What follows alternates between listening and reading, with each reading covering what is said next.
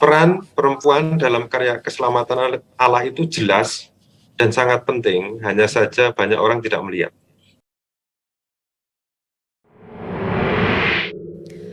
Romo, suster, bruder, frater, bapak, ibu, saudara, saudari yang terkasih, bertemu lagi dalam podcast BKSN Keuskupan Agung Semarang tahun 2022.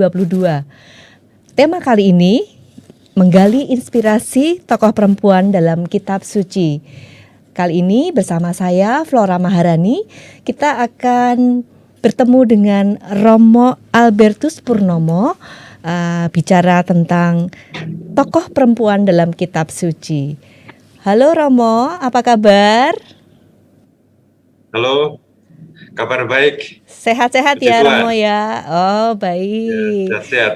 Sehat-sehat. Akhirnya kita bertemu meskipun kita lewat ini ya, Zoom ya Romo ya. Kita tidak Zoom, bertemu ya. langsung ya. Tapi untunglah teknologi membantu kita. Ya, itu membantu banyak hal, membantu komunikasi lebih lancar lah. Iya, dalam hal ini. baik. Baik Romo. Ya, Romo, selama kurang lebih 1 jam ke depan mungkin ya kita akan berbincang tentang tokoh perempuan dalam kitab suci. Sebelum kita mulai, kita mohon doa pembuka. Silahkan dari Romo untuk menyampaikan doa pembuka, Romo. Marilah kita berdoa dalam nama Bapa dan Putra dan Roh Kudus. Amin. Allah Bapa yang Maha Baik, kami bersyukur kepadamu atas segala rahmat, berkat, kehidupan, dan juga kesehatan yang Kau berikan kepada kami. Terima kasih atas semuanya itu yang memampukan kami nantinya dapat melaksanakan tugas dan panggilan kami sebagai manusia di dunia ini. Kami mohon berkat-Mu juga untuk kegiatan kami, terutama dalam menggali kitab suci, menggali sabda-Mu yang Kau nyatakan di dalam peristiwa-peristiwa sejarah bangsa Israel dan gereja perdana. Semoga dengan mempelajari kitab suci, terutama tokoh-tokoh perempuan yang ada di dalamnya, kami pun semakin mampu untuk meneladan mereka, sehingga iman kami akan Dikau semakin berkembang. Kami mohonkan ini dengan pengantaran Yesus Kristus Putra-Mu, Tuhan dan pengantara kami, yang hidup dan berkuasa bersama Dikau dalam persekutuan Roh Kudus, kini dan sepanjang segala masa. Amin. Dalam nama Bapa dan Putra dan Roh Kudus. Amin. Baik Romo, terima kasih atas doa pembukanya. Romo, suster, bruder, frater, bapak, ibu, saudara-saudari yang terkasih, saya akan membacakan secara singkat CV Romo Albertus Purnomo OFM. Romo ini seorang penulis dan pengajar, beliau biarawan, Fransiskan yang berkecimpung dalam studi dan penelitian Alkitab dan sejarah dunia kuno. Beliau juga aktivis kerasulan kitab suci di gereja Katolik. Untuk latar belakang pendidikannya, beliau sarjana filsafat dan teologi Sekolah Tinggi Filsafat Driarkara pada masa 1998 sampai dengan 2022, dilanjutkan pada tahun 2003 sampai dengan 2005. Beliau juga lisensiat dalam bidang kitab suci dari Pontificium Institutum Biblicum pada tahun 2007 sampai dengan 2011. Saat ini beliau mengajar di Sekolah Tinggi Filsafat Driarkara dalam bidang kitab suci dan juga kursus pendidikan kitab suci Santo Paulus Jakarta. Beliau pernah bertugas sebagai Sekretaris Lembaga Biblika Indonesia pada tahun 2012 sampai dengan 2016, dan saat ini beliau menjabat sebagai Ketua Lembaga Biblika Indonesia sejak tahun 2021 hingga sekarang. Begitu ya, Romo ya? Betul ya. Begitu kurang lebih. Kurang lebihnya begitu ya. Sekilas saja untuk mengenal Romo Albertus Purnomo. Baik Romo, ini seperti yang tadi saya sampaikan di awal, tema kali ini adalah menggali inspirasi tokoh perempuan dalam kitab suci. Sebenarnya bagaimana pandangan kitab suci terhadap perempuan atau peran perempuan, Romo? Mungkin dalam Ya, berbagai sektor ya, ada sosial, politik, ekonomi, begitu. ya, terima kasih, Saudari Flora. Jadi memang kalau kita bicara mengenai pandangan kitab suci terhadap perempuan atau peran perempuan, itu memang ada banyak hal dan dari banyak segi bisa kita lihat.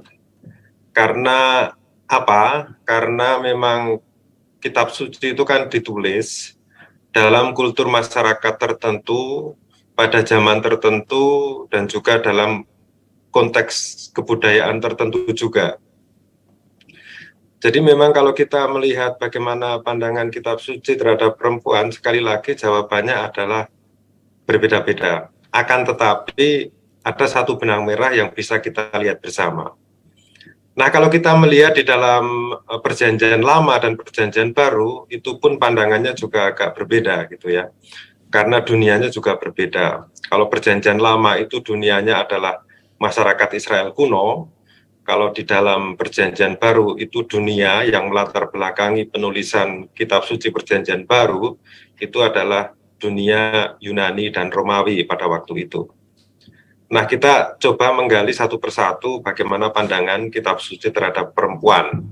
Tentu saja kalau dikatakan secara eksplisit di mana letak pandangannya memang agak sulit, karena kita tahu bahwa kitab suci itu kan lebih berisi kepada suatu refleksi iman, suatu cerita pengalaman atau kesaksian. Tetapi toh kita juga bisa mencoba mencari titik temu gitu ya, kira-kira apa sih yang menjadi pandangan kitab suci dalam hal ini. Nah, kita melihat dalam perjanjian lama ya.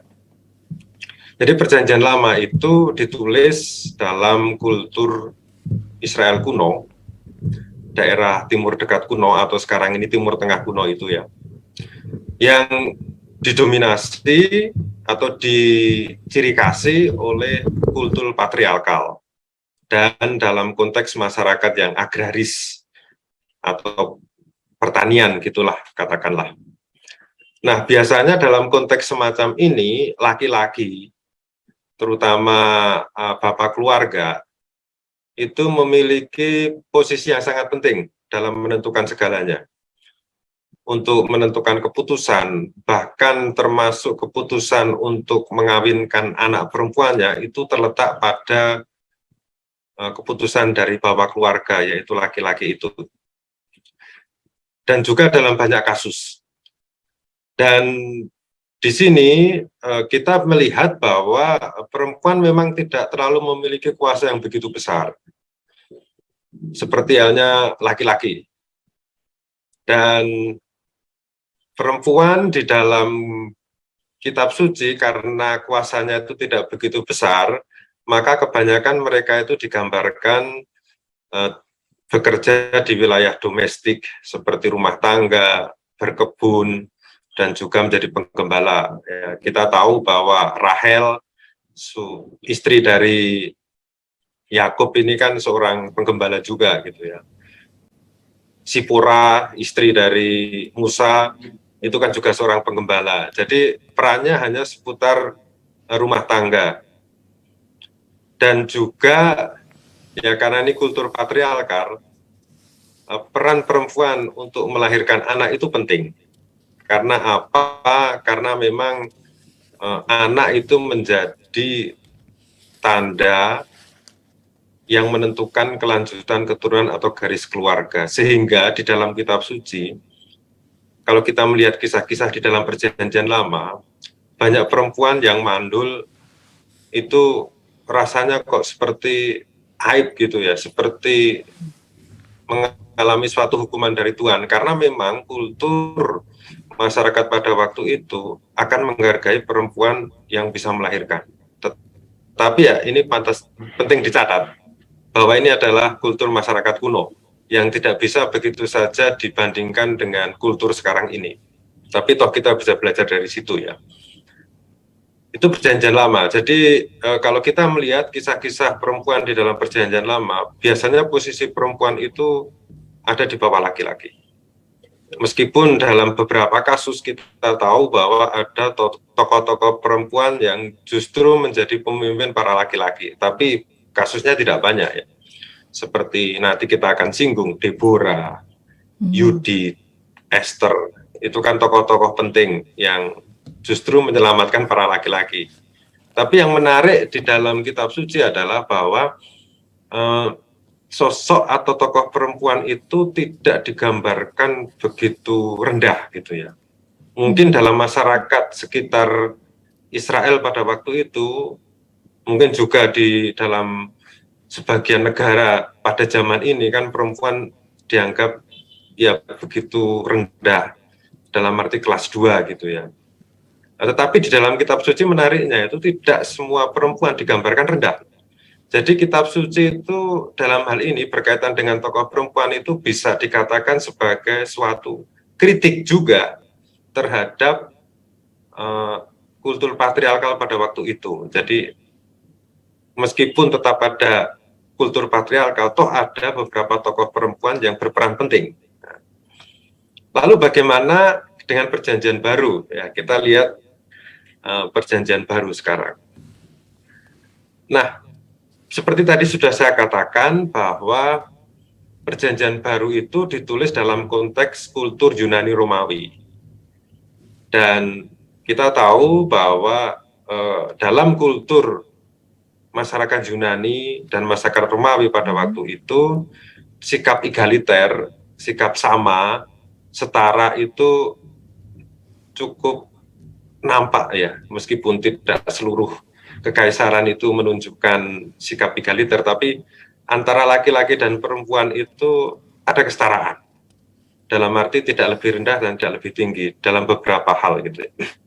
Dan ini nampak juga di kalangan para bangsawan pada waktu itu atau tokoh-tokoh penting yang perempuannya itu memiliki kuasa gitu ya.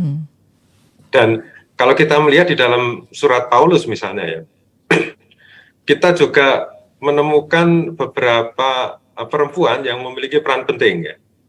Misalnya Phoebe, itu perempuan yang menjadi pemimpin jemaat di Roma. Ya bukan pemimpin tapi mempunyai peran penting dalam jemaat Kristen di Roma. Juga ada Priscilla, istri dari Aquila, teman dari Paulus itu ya. Itu juga berperan penting. Kalau di dalam Kisah Para Rasul, Priscilla itu berperan penting untuk mengajarkan tentang Yesus Kristus kepada Apolos gitu ya. Jadi nampak bahwa perempuan juga mempunyai peran yang sangat menentukan di dalam aktivitas masyarakat atau jemaat pada waktu itu. Kita juga bisa melihat juga di dalam tulisan-tulisan di Injil gitu ya, yang menunjukkan peran perempuan, misalnya di dalam perikop salah satu Injil, saya kurang tahu persisnya, Injil Lukas terutama ya, itu ada beberapa perempuan yang memang melayani Yesus dalam tugas pewartaannya, dalam tugas mewartakan kerajaan Allah. Jadi di sini kita bisa melihat bahwa perempuan di dalam kitab suci itu pada dasarnya memiliki peran penting. Dan tadi sudah saya katakan bahwa kitab suci itu menunjukkan sesuatu yang berbeda dari masyarakat pada saat kitab suci ini ditulis. Begitu Mbak Flora, jadi gambarannya kurang lebih semacam itu ya. Ya Romo, berarti pandangannya ini beragam ya Romo ya tentang perempuan, iya, dan perlu melihat konteksnya karena pada saat perjanjian lama dan perjanjian baru ini berbeda ya Romo ya. Berbeda. Dan ini kitab suci kan ditulis oleh banyak orang gitu ya. Mungkin lebih dari 20, mungkin lebih dari 50 orang gitu yang mencerminkan pandangan masing-masing penulis gitu. Tetapi yang menarik memang penginjil Lukas dalam hal ini, karena dalam Injil Lukas kita tahu peran perempuan itu sangat ditonjolkan daripada Injil-Injil yang lain gitu ya, karena kita tahu bahwa Injil Lukas ditulis dalam kultur Yunani dan Romawi gitu ya. Gitu. Ya baik. Ya sebagaimana dalam kisah penciptaan ini laki-laki dan perempuan ini diciptakan sederajat ya Romo di hadapan Allah ya. Ya, Baik. ini juga penting juga bahwa kita harus membaca kisah penciptaan laki-laki dan perempuan versi pertama. Versi pertama itu di Kejadian bab 1 ayat 1 sampai bab 2 ayat 4a. Memang di situ kan ditulis bahwa Allah menciptakan laki-laki dan perempuan menurut rupa dan gambarnya gitu. Ya. Jadi laki-laki dan perempuan. Berbeda dengan kisah penciptaan versi kedua di mana perempuan itu diciptakan dari laki-laki. Nah, jadi di bagian awal memang sudah ditegaskan kalau memang perempuan dan laki-laki itu sederajat, meskipun tidak sama loh. Jadi ini penting sekali dilihat Yes. untuk saling melengkapi sebetulnya Betul. adanya perbedaan laki-laki dan perempuan. Baik Romo. Lalu selanjutnya Romo, bagaimana peran perempuan ini dalam karya keselamatan Allah menurut kitab suci Romo? Ya, mengenai peran perempuan dalam karya keselamatan Allah itu bisa saya rumuskan demikian. Jadi peran perempuan tidak hanya sebagai pemeran pengganti, tetapi juga pemeran utama. Nah, saya mengatakan dalam istilah perfilman ya. Jadi bukan ya hanya sampingan saja, tetapi dia juga memiliki peran utama. Nah, kalau dikatakan karya keselamatan Allah, itu memang kita harus melihat konteksnya juga dalam arti demikian. Jadi keselamatan dalam konteks perjanjian lama itu kan keselamatan bangsa Israel. Dan keselamatan bangsa Israel itu berarti bahwa bangsa Israel mengalami kedamaian, kesejahteraan, keamanan, dan bebas dari ancaman yang membahayakan dari bangsa-bangsa lain yang mengancam bangsa Israel pada waktu itu. Jadi itu keselamatan lebih konkret, lebih aktual, minimal hidupnya damai gitu. Nah, kalau kita melihat peran perempuan dalam rangka menciptakan kedamaian, kesejahteraan, keamanan, itu memang bisa berarti bahwa perempuan itu menjadi saluran atau alat untuk menciptakan keselamatan itu, kedamaian dan kesejahteraan. Dan ini banyak contohnya ya. Nah, sekali lagi kitab suci itu tidak memberikan definisi secara abstrak. Kitab suci itu memberikan satu pengajaran lewat kisah, lewat tokoh, kemudian lewat pernyataan-pernyataan yang singkat tetapi padat. Dan lebih banyak dengan kisah, maksudnya supaya kita juga belajar dari pengalaman hidup orang lain sebetulnya. Dalam hal ini tokoh-tokoh kitab suci. Nah, kita coba ambil contoh beberapa ya. Ada 2 tokoh ya yang bisa saya ambil. Sebetulnya masih banyak juga. Gitu. Yang pertama, kita melihat peran dari Miriam. Miriam kakak perempuan Musa dan Harun gitu ya. Nah, di sini Miriam itu merupakan perempuan yang berperan dalam keselamatan Allah. Maksudnya apa? Kita bisa membayangkan, jika tidak ada Miriam pada saat Musa itu dihanyutkan di Sungai Nil, apa yang terjadi? Ya mungkin Musa akan mati di Sungai Nil. Dengan demikian tidak ada pemimpin yang membawa bangsa Israel keluar dari Mesir, keluar dari perbudakan. Bangsa Israel tidak mengalami kedamaian, bangsa Israel tidak mengalami kesejahteraan. Hanya diperbudak terus. Dan juga bukan hanya orang Israel saja, tetapi kita juga melihat bahwa peran perempuan non-Israel pun juga sangat berpengaruh di dalam karya keselamatan Allah. Dan dalam hal ini, masih dalam kisah Musa, kita kan pasti juga membaca atau mendengar tokoh Putri Firaun ya, yang kemudian mengambil bayi Musa yang kemudian dipelihara. Kita bisa membayangkan seandainya tidak ada Putri Firaun, itu Musa juga akan mati. Dan tidak ada pembebasan bangsa Israel. Jadi selama ini kan kita melihat bahwa, oh ya, Musa adalah pembebas bangsa Israel. Yang membawa keselamatan. Tetapi kan jarang orang melihat latar belakang Musa. Dulu Musa itu bisa hidup karena siapa gitu. Karena perempuan loh. Baik itu ibu kandungnya, Putri Firaun, dan juga Miriam, kakaknya. Jadi ada 3 perempuan yang menjadikan Musa itu sebagai tokoh besar gitu. Hmm. Memang perannya tidak kelihatan karena orang sudah terfokus pada sosok Musa, tetapi kalau kita melihat masa kecil Musa, ada 3 perempuan yang mendukung kehidupan Musa dalam hal ini ya, atau menyelamatkan hidup Musa gitu. Kemudian tokoh lain yang terkenal juga adalah Hana. Hana ini ibu dari Samuel ya. Dan kita tahu ceritanya di dalam kitab 1 Samuel bahwa Hana itu seorang yang mandul. Tetapi karena kegigihannya dalam hal berdoa, akhirnya ia memperoleh anak. Anak itu bernama Samuel. Nah, kita bertanya ya, jika Hana tidak gigih dalam berdoa, apakah Samuel akan lahir?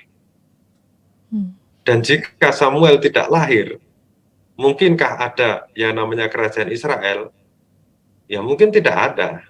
Karena Samuel adalah tokoh yang mempelopori berdirinya kerajaan Israel dan juga menunjuk raja pertama yaitu Saul dan raja kedua yaitu Daud sebagai raja Israel pada waktu itu.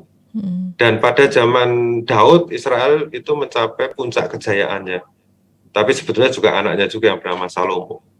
Nah, kalau kita telusuri ke belakang juga, seandainya tidak ada perempuan yang bernama Hana ini, apakah mungkin muncul suatu kerajaan besar yang bernama Israel itu yang memberikan kedamaian dan juga kesejahteraan bagi seluruh masyarakat Israel? Tentu tidak gitu. Nah, lagi-lagi banyak orang berfokus pada Samuel, pada Daud, tapi lupa siapa sih yang sebetulnya dahulu itu mempelopori atau mendukung tokoh Samuel itu, ya ibunya sendiri gitu. Jadi sampai di sini kita bisa melihat bahwa memang perempuan itu berperan penting dalam karya keselamatan, hanya saja banyak orang itu tidak melihat secara jeli. Orang terfokus kepada tokoh besarnya, tapi sebetulnya di balik tokoh besarnya itu ada beberapa perempuan yang katakanlah mendukung, mensupport siapa ini tokoh itu. Ya kita lihat juga Musa ya, kalau tidak ada istrinya yang bernama Sipora, itu juga mungkin Musa tidak menjadi pemimpin yang besar ya, karena selama di Midian selama 40 tahun, di mana Allah itu mendidik Musa menjadi pemimpin, siapa yang mendampingi? Sipora, istrinya gitu loh. Jadi sekali lagi peran perempuan dalam karya keselamatan Allah itu jelas dan sangat penting, hanya saja banyak orang tidak melihat. Itu yang bisa saya kemukakan sedikit lah. Ya, Rama, berarti dari tadi ada Miriam, kemudian dari kisahnya Hana begitu ya. Mereka itu sebenarnya memiliki peran penting dalam posisinya sebagai perempuan pada masyarakat zaman itu ya, Romo ya. Hanya perlu kita melihat secara lebih mendalam lagi, tidak hanya melihat tokoh besarnya, tapi dukungan perempuan-perempuan untuk tokoh besar ini luar biasa dan dikisahkan dalam kitab suci begitu. Nah, Romo, kalau dari semua tokoh perempuan dalam kitab suci, ini sebenarnya siapa ya yang paling menonjol atau paling sering dibicarakan begitu, kemudian mengapa begitu? Ya memang kalau dikatakan siapa yang paling menonjol, tentu saja ya semua perempuan di dalam kitab suci menonjol, tergantung kisahnya masing-masing. Ya.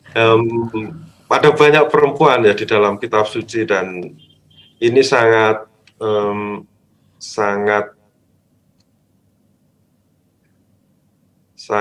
menarik gitu, katakanlah demikian ya, karena ini menunjukkan bahwa kitab suci bukan hanya untuk laki-laki saja, tapi juga perempuan, jadi untuk semua gitu ya. Memang ada perempuan yang sangat menonjol di dalam bidangnya ya, seperti Sarah, Ribka, Rahel, Lea itu kan perempuan yang menonjol dalam perannya sebagai ibu rumah tangga. Miriam juga perannya sebagai saudari yang mendukung adiknya.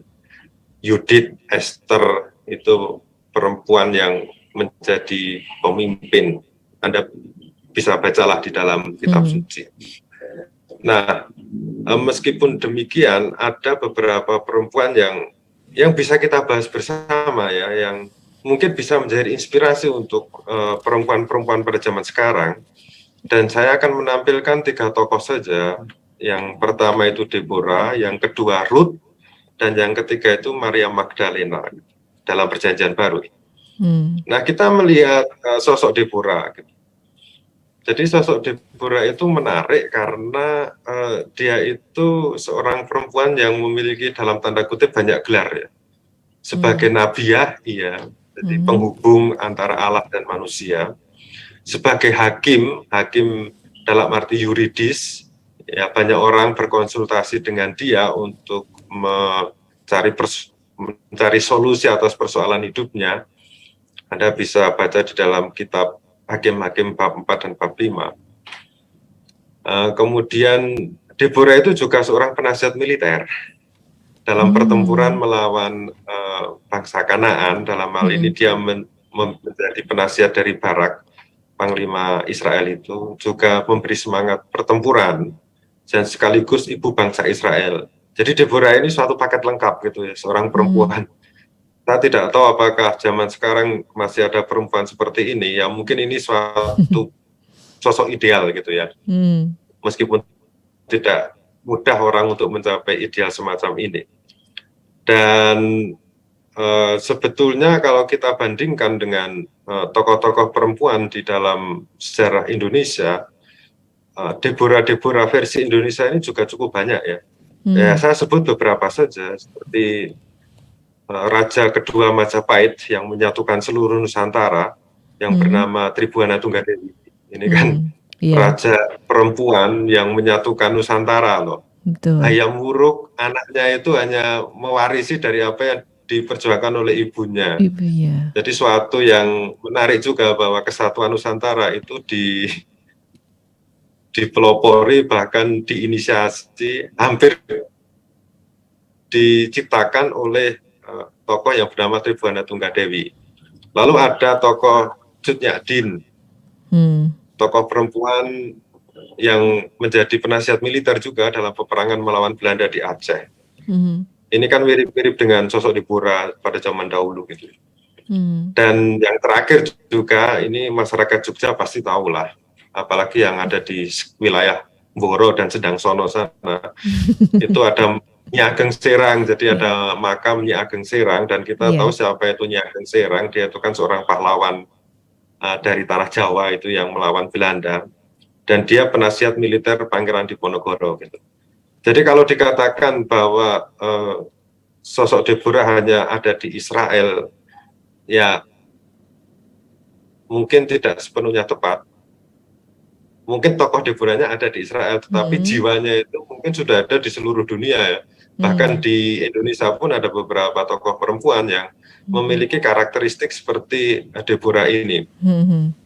Dan satu hal yang sangat menarik dari Deborah ini, memang dikatakan di dalam kitab suci bahwa Deborah ini kan dikatakan istri Lapidot gitu ya. Nggak tahu terjemahan ini tepat atau tidak, tetapi kalau di dalam bahasa aslinya, dalam bahasa Ibrani, Deborah ini kan, maksudnya istri Lapidot ini kan bahasa aslinya itu Eset Lapidot. Eset itu perempuan, Lapidot itu pembawa obor. Jadi sebetulnya Deborah itu merupakan perempuan pembawa obor. Pembawa obor dalam hal ini pembawa obor apa? Pembawa obor penyemangat supaya bangsa Israel itu berani untuk melawan musuh-musuh mereka. Jadi Deborah itu bisa dikatakan sebagai penyemangat dan juga motivator orang untuk berjuang. Dan ini sosok yang mungkin bisa diteladani oleh banyak orang, bukan hanya perempuan saja, tapi juga laki-laki, untuk bisa memberikan motivasi, kekuatan bagi orang lain untuk berjuang. Tentu saja bukan berjuang dalam hal perang, tapi juga berjuang dalam hal hidup. Dan satu hal lagi yang bisa kita petik dari tokoh Deborah ini ya, Deborah ini merupakan perempuan yang bisa dikatakan multitasking. Jadi bisa mengerjakan banyak hal ya. Meskipun penelitian terbaru memang mengatakan multitasking itu membuat fokus terpecah, tetapi dalam hal ini memang Itu ya, Ru. Sosok Deborah itu bisa perempuan yang bisa mengerjakan banyak peran gitu loh. Maksudnya peran ini juga bisa, peran hakim juga bisa. Dan ini jarang ada gitu ya. Faktanya itu jarang ada gitu. Lalu tokoh yang kedua itu adalah tapi sebelum kita masuk ke dalam tokoh kedua, memang sosok Deborah ini sekali lagi kita bisa meneladani sebagai perempuan yang berani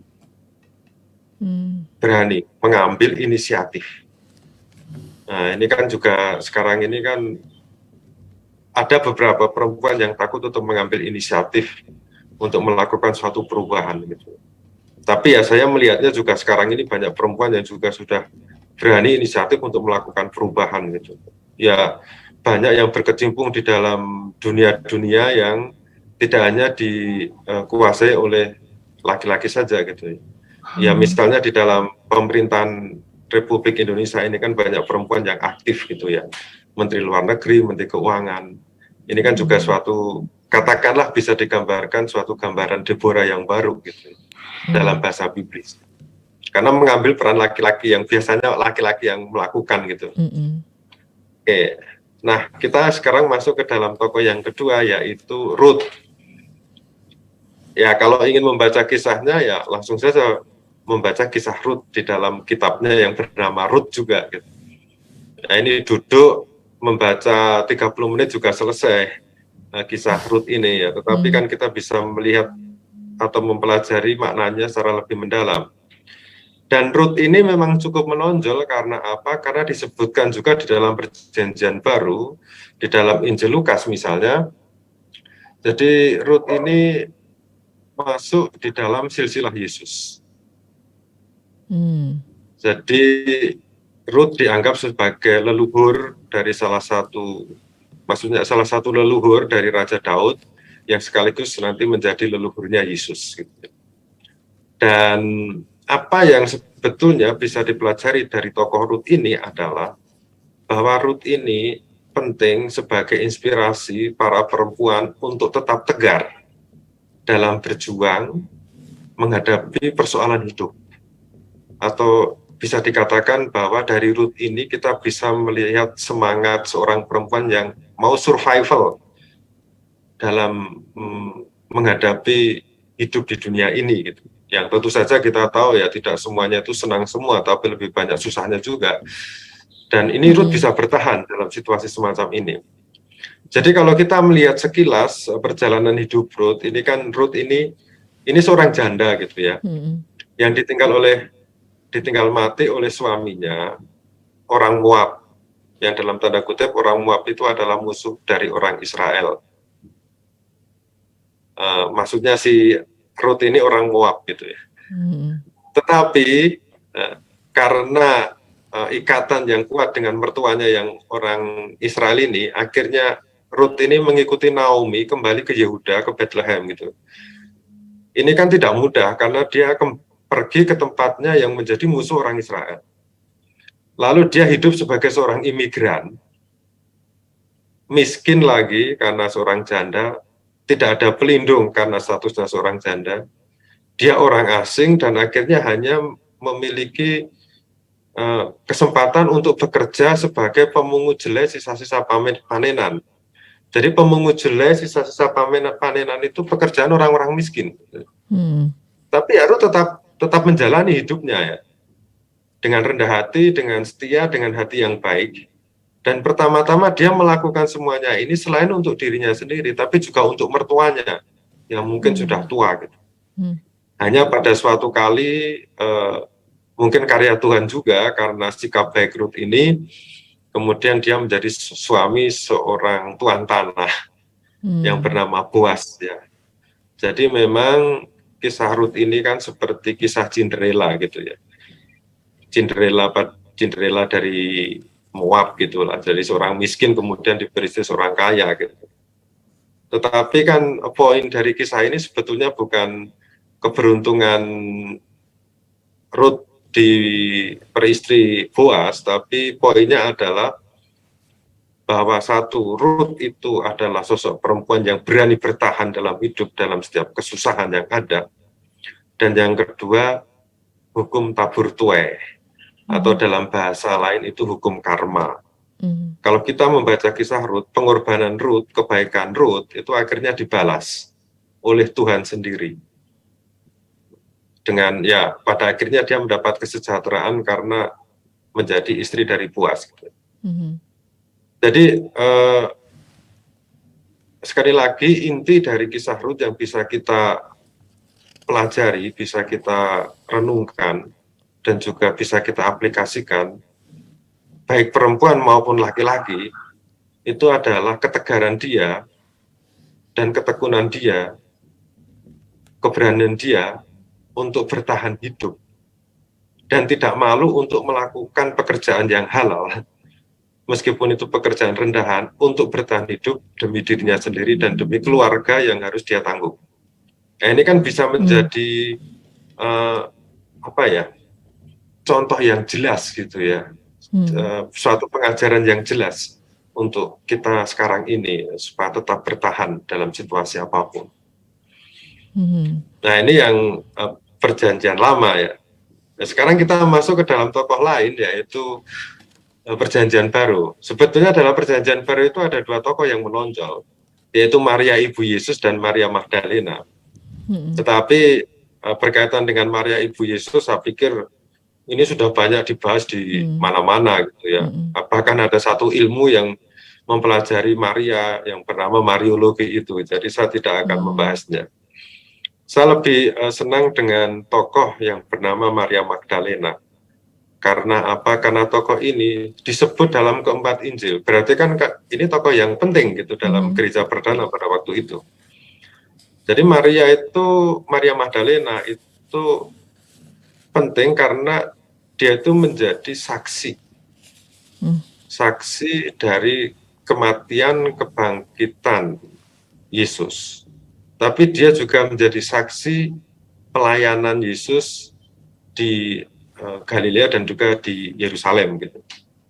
Memang tradisi yang muncul kemudian, legenda yang muncul kemudian, banyak yang mengaitkan dia dengan sosok seorang pelacur gitu ya. Meskipun ini saya tegaskan, tidak ada bukti di dalam Injil yang mengatakan dia seorang pelacur.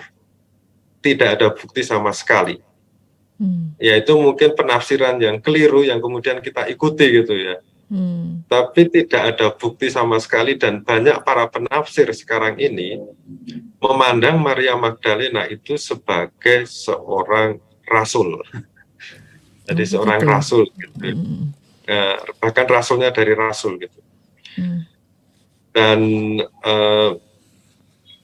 memang kita harus tahu bahwa perjalanan Maria Magdalena memang tidak disebutkan di dalam kitab suci, tetapi kita bisa membayangkan bahwa dia hidup dalam situasi yang sulit gitu ya.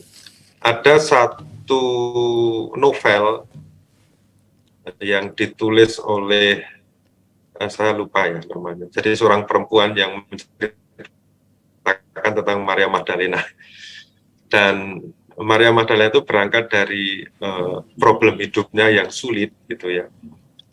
Bahwa dia mungkin perempuan yang frustasi awalnya, yang depresi karena persoalan hidupnya, yang kemudian di dalam bahasa Injil itu dikatakan Yesus mengusir 7 roh jahat dari dirinya gitu ya. Ada yang menafsirkan itu secara harafiah, memang dia kerasukan iblis, tetapi ada yang menafsirkan bahwa ya ini Maria Magdalena mengalami suatu depresi, suatu frustasi karena masalah hidupnya. Hanya karena perjumpaan dengan Yesus,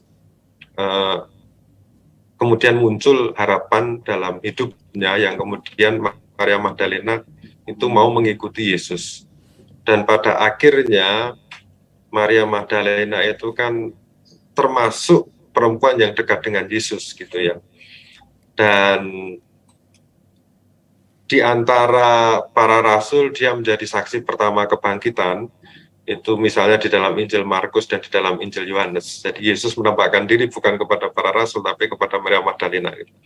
Tetapi yang yang penting untuk diketahui juga bahwa menurut penelitian para ahli, bahwa Maria Magdalena ini kan merupakan salah satu pemuka jemaat gitu ya. Pemuka jemaat karena apa? Karena dia itu mempunyai otoritas yang kuat. Karena di dalam Injil dikatakan dia dekat dengan Yesus.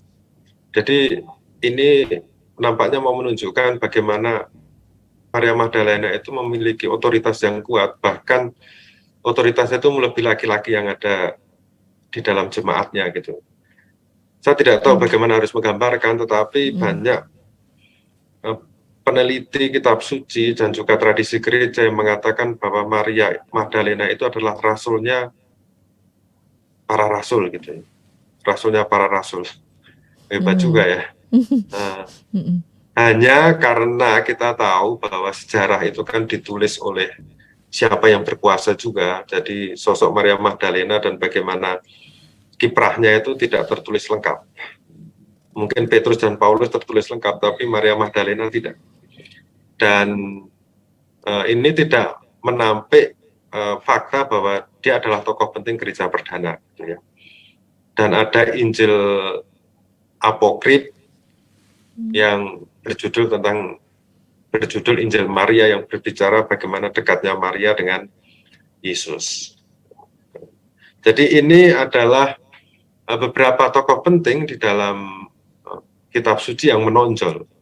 Ya memang kita harus menggalinya lebih dalam ya. Tentu saja yang penting bagi kita itu bukan bahwa kita tahu tentang tokoh itu, kemudian menghafalnya, tidak. Tapi pertama-tama adalah bagaimana kita itu tahu, kemudian mempelajarinya, dan kemudian mendapatkan inspirasi dari tokoh ini. Apa yang harus saya lakukan dalam hidup setelah membaca atau mendengar tokoh perempuan ini yang diceritakan di dalam kitab suci. Jadi itu yang bisa saya bagikan dalam hal ini.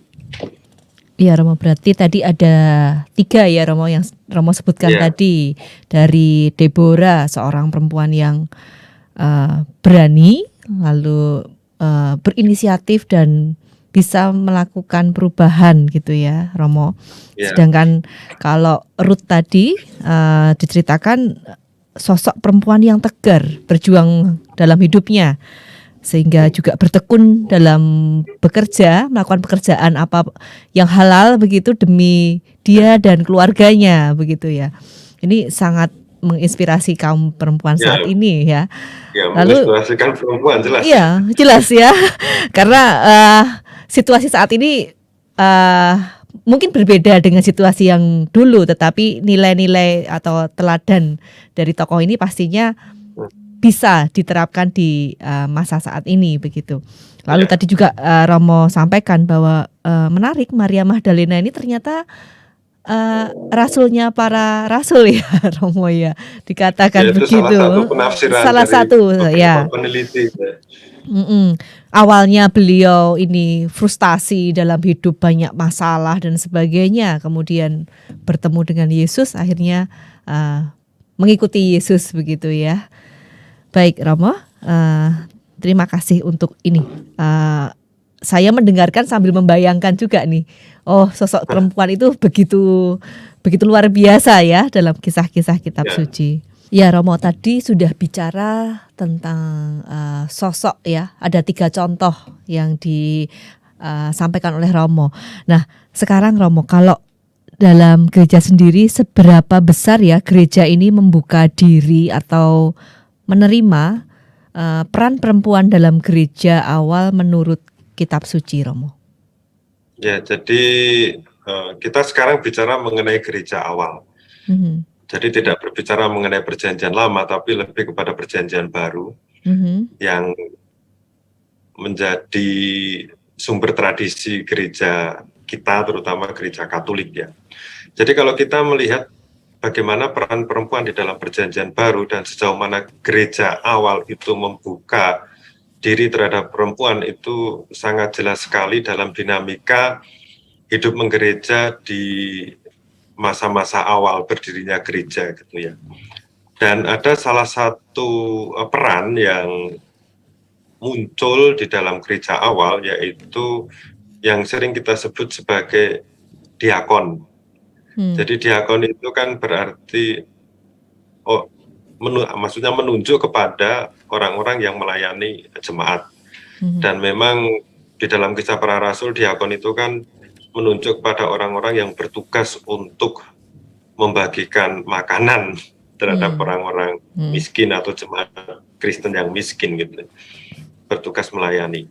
Memang di dalam Kisah Para Rasul tertulis ada 7 diakon laki-laki, tetapi para peneliti kitab suci atau para ahli kitab suci itu melihat bahwa peran diakon itu di dalam teks, misalnya teks-teks Paulus, itu menunjuk juga kepada sosok perempuan. Jadi yang disebut dengan istilah diakones, perempuan yang ditunjuk oleh gereja untuk bertugas melayani. Jadi memang pada zaman Paulus itu, terutama gereja-gereja yang berdiri di luar Israel ya, seperti gereja di Korintus, gereja di Efes, di Tesalonika mungkin ya, tapi gereja-gereja di luar Israel yang tumbuh itu memang memiliki beberapa perempuan yang bertugas sebagai pemimpin gereja rumah. Dalam arti gereja rumah itu ya gereja yang terdiri dari tidak banyak orang. Memang satu rumah gitu ya, suatu persekutuan jemaat Kristen gitu pada waktu itu. Dan ada juga perempuan yang bertugas sebagai pewarta. Dan mereka ini juga disebut dengan istilah diakones gitu. Dengan ini kita bisa melihat bahwa di dalam gereja perdana itu perempuan sekali lagi mendapat tempatnya untuk berpartisipasi di dalam kegiatan menggereja. Ini sesuatu yang memang harus kita pelajari juga, supaya apa? Supaya perempuan itu sekarang ini juga berani untuk bergerak gitu ya, bergerak di dalam tugas kegerejaan, meskipun faktanya sekarang ini memang ini sudah terjadi gitu ya. Secara otomatis sudah terjadi. Saya melihat di beberapa paroki juga bahwa banyak perempuan terlibat aktif ya di dalam kegiatan menggereja, mungkin lebih aktif daripada yang laki-laki, bisa jadi gitu ya. Tapi ya tentu saja kita harus tahu juga setiap laki-laki dan perempuan itu mempunyai tugasnya masing-masing.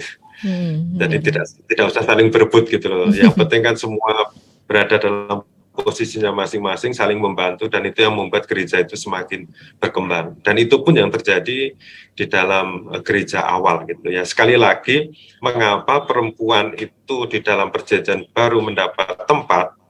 Ya karena kultur Yunani, kultur Romawi yang egaliter, yang menekankan kesederajatan di antara laki-laki dan perempuan. Dan ada satu lagi yang menarik yang bisa kita lihat di dalam surat pastoral, yaitu surat Paulus kepada Timotius dan Titus itu. Di situ disebutkan ada satu kelompok yang disebut dengan kelompok janda gitu ya. Jadi kelompok janda ini memang kan sudah tidak bisa untuk mandiri, itu mungkin agak susah karena tidak ada suami yang bisa melindungi dan menafkahi. Nah, gereja perdana pada waktu itu mempunyai inisiatif untuk membantu mereka dengan harta benda gereja, tentu saja pada waktu itu ya, untuk menghidupi mereka, tetapi bukan hanya sekedar memberi, tetapi juga kelompok janda ini diberikan tugas. Tentu saja tugasnya bukan tugas seperti halnya orang yang produktif, tapi ini kan janda tua ya, maksudnya janda tua. Tugasnya apa? Tugasnya yaitu untuk mendoakan. Jadi tugasnya untuk mendoakan gereja, dan nanti gereja akan mensupport kehidupan mereka secukupnya. Jadi di sini kita juga melihat bahwa Bahkan perempuan yang dianggap tidak produktif pun oleh gereja dipandang mempunyai peran penting, paling tidak untuk mendoakan gereja. Hmm. Nah ini kan mungkin saya tidak tahu apakah bisa dipraktekkan atau tidak, tetapi kita melihat bahwa gereja juga mempunyai perhatian kepada perempuan-perempuan yang dalam tanda kutip uh, uh, tidak produktif lagi, meskipun dia juga produktif dalam hal spiritual ya, dalam hal rohani iya gitu. Dan ini kan nampak juga, bahkan kalau kita lihat di dalam Injil Lukas ya, itu kan ada tokoh perempuan yang bernama Hana kalau tidak salah ya. Jadi,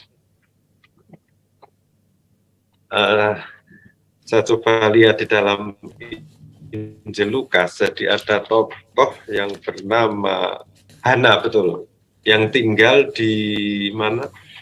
Di Bait Allah, yang tugasnya berpuasa dan berdoa. Dalam kisah Yesus dipersembahkan di Bait Allah itu. Jadi ini dua hal yang bisa kita pelajari di dalam gereja perdana, bahwa peran perempuan itu yang produktif itu bisa berpartisipasi dalam tugas pelayanan gereja. Perempuan yang dalam tanda kutip tidak produktif, tapi produktif dalam hal spiritual, itu juga bisa berperan dalam hal ini dengan mendoakan gereja. Nah, ini kan gereja kelihatan membuka diri di dalam peran perempuan. Ya. Gitu, Mbak Rora. Itu pun sebenarnya bisa dilakukan juga ya, Romo.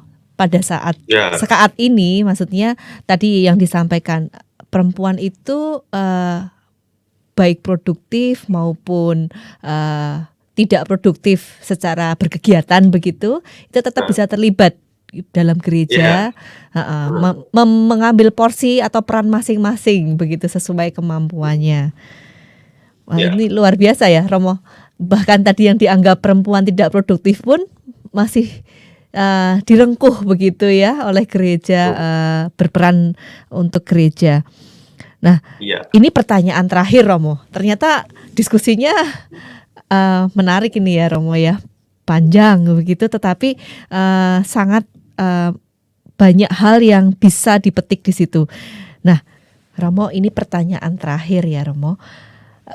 Bagaimana gereja menyikapi tokoh perempuan tersebut terhadap kondisi dan situasi perempuan saat ini? Ya, berkaitan dengan pertanyaan ini, memang pertama-tama kita juga harus bersyukur bahwa di dalam Alkitab kita mendapat atau persisnya diwarisi berbagai macam kisah tentang perempuan dengan berbagai karakter dan juga perjuangannya, dan ini tentu saja berfungsi untuk kita generasi sesudahnya untuk belajar dari tokoh perempuan ini.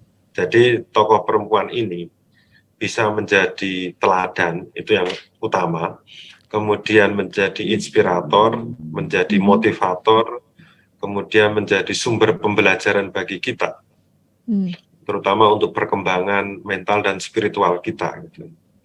Dan sebetulnya kalau kita melihat beberapa tokoh, bisa saya katakan lebih singkat lagi, misalnya kita bisa belajar dari Sarah ya, tentang bagaimana menjadi ibu rumah tangga yang mendukung suaminya dengan baik.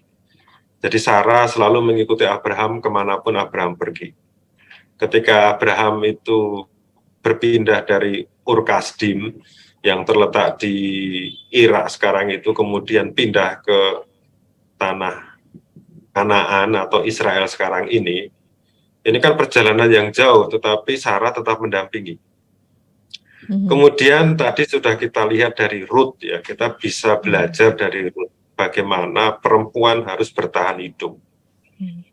Jadi tidak hanya menggantungkan maaf ya dengan suami saja, tapi bagaimana juga harus berjuang, bekerja meskipun sederhana, tapi tetap saja untuk kebutuhan keluarganya. Memang Naomi itu kan mertuanya, tapi kan si Ruth ini berjuang untuk orang lain dan dirinya sendiri. Tapi intinya adalah tuh di dalam kitab suci itu ada orang atau perempuan yang mau bekerja meskipun pekerjaannya sangat sederhana dan dikategorikan sebagai pekerjaan rendahan, Mm-mm. memungut jelek-jelek sisa panenan itu. Mm-mm. Lalu di lain pihak kita juga bisa melihat ada tokoh perempuan yang bisa menjadi teladan untuk berani berinisiatif memimpin, yaitu tokoh Deborah gitu. Jadi tokoh Deborah itu adalah perempuan yang berperan banyak di dalam dinamika kehidupan masyarakat, yang berusaha untuk membuat masyarakat itu hidup dalam damai dan tenang. Dan ini sudah banyak ya pada zaman sekarang ini. Sama halnya di dalam Perjanjian Baru kita bisa melihat sosok Maria Magdalena yang selalu aktif dalam tugas pelayanan Yesus juga, selalu mendampingi, bahkan setelah Yesus bangkit, dia pun yang juga meneruskan ajaran Yesus dan juga mendirikan jemaat-jemaat yang di bawah otoritas Maria Magdalena ini. Jadi ada banyak tokoh perempuan yang bisa kita teladani, tapi juga ada banyak pula tokoh perempuan yang tidak perlu kita teladani di dalam kitab suci gitu. Nah, ini kita tidak akan bahas ya, seperti Delilah, kemudian Ratu Isabel, kemudian Ratu Atalia, itu kan ada beberapa tokoh perempuan yang tidak perlu kita teladani karena sikapnya. Jadi memang saya melihat di dalam kitab suci itu mereka menggambarkan secara seimbang, maksudnya penulis menggambarkan secara seimbang tokoh perempuan, ada yang baik, ada yang jahat gitu. Yang baik diikuti, yang jahat tidak usah diikuti. Nah, bagaimana gereja itu bersikap terhadap fenomena tokoh perempuan yang penting ini atau peran perempuan, itu sebetulnya gereja sekarang ini itu sudah lebih terbuka ya. Dalam arti sudah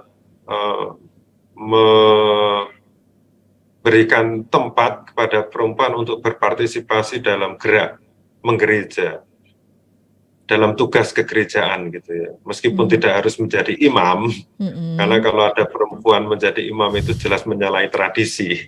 Saya selalu dalam posisi perempuan tidak boleh menjadi imam karena Yesus sendiri kan laki-laki, jadi tradisi harus jelas, harus diikuti gitu ya. Tetapi bahwa perempuan itu terlibat dalam tugas kegerejaan itu memang harus dibuka lebih lebar. Dan ini sudah terjadi kok. Dalam arti demikian, saya beri contohnya saja. Sekarang ini dalam sejarah, sekretaris Komisi Kitab Suci Kepausan itu dipegang oleh seorang perempuan, yaitu seorang suster, yang bernama Suster Nuria Kalduh Binages. Dia adalah dosen Kitab Suci di Universitas Kepausan Gregoriana sebelumnya ya. Jadi kita melihat bahwa gereja lebih terbuka. Ada banyak hal kelebihan perempuan yang bisa dimanfaatkan untuk kepentingan yang lebih besar. Dalam hal ini kepentingan gereja gitu, untuk perkembangan gereja.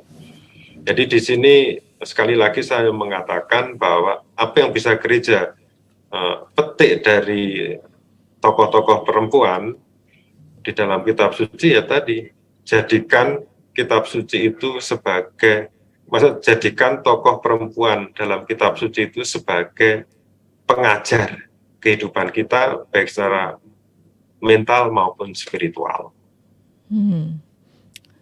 Begitu Romo. Oh ya. Ya. Tentu saja ini tidak hanya khusus untuk kaum perempuan ya Romo. Artinya bahwa laki-laki pun bisa belajar dari tokoh perempuan karena persoalan hidup itu tetap sama ya meskipun berbeda zaman begitu Romo. Baik, oke. Baik Romo, tak terasa waktunya sudah di penghujung. Banyak hal yang kita bicarakan tadi sangat menarik dan pasti inspiratif bagi banyak kalangan, kaum laki-laki maupun kaum perempuan tentu saja. Ya, meskipun topiknya lebih banyak membahas soal tokoh perempuan dalam kitab suci.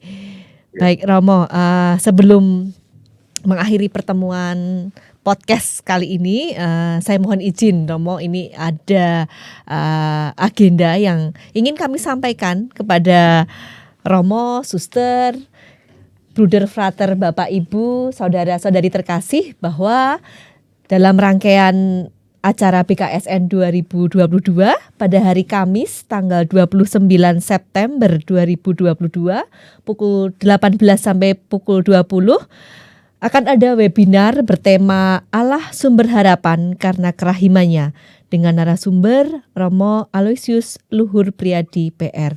Webinar ini gratis dan dapat diikuti melalui Zoom maupun YouTube Komsos, KAS, dan PT Canisius. Romo, terima kasih sekali atas Sama-sama. ilmu, atas paparan yang sangat inspiratif dan berguna bagi banyak orang tentu saja. Dan podcast ini Romo, ini terselenggara atas kerjasama PT Canisius dan Komisi Kitab Suci Keuskupan Agung Semarang dan Komsos Keuskupan Agung Semarang. Baik Romo, untuk menutup acara podcast ini, kami mohon doa penutup sekaligus berkat untuk kami semua, Romo. Dipersilakan, Romo. Marilah kita berdoa dalam nama Bapa dan Putra dan Roh Kudus. Amin. Allah Bapa yang Maha Kuasa, kami bersyukur kepadamu karena Engkau telah mengajar kami melalui tokoh-tokoh perempuan yang diceritakan di dalam kitab suci. Semoga semangat mereka, daya juang mereka, peranan mereka dalam menjadi saluran keselamatanmu menginspirasi kami untuk menjadi saluran berkat dan juga keselamatan bagi orang-orang di sekitar kami. Curahkanlah Roh Kudus-Mu, semoga kami sanggup untuk menjalankan tugas kami sehari-hari, menjalankan peran kami sebagaimana yang diajarkan oleh tokoh-tokoh perempuan di dalam Alkitab. Kami mohon berkat-Mu ya Tuhan. Tuhan bersamamu, dan semoga Allah yang Maha Kuasa memberkati saudara-saudari sekalian dalam nama Bapa dan Putra dan Roh Kudus. Amin. Amin. Terima kasih sekali Romo. Sampai bertemu dalam lain kesempatan Romo. Tetap sehat Romo. Matur nuwun, terima kasih. Amin.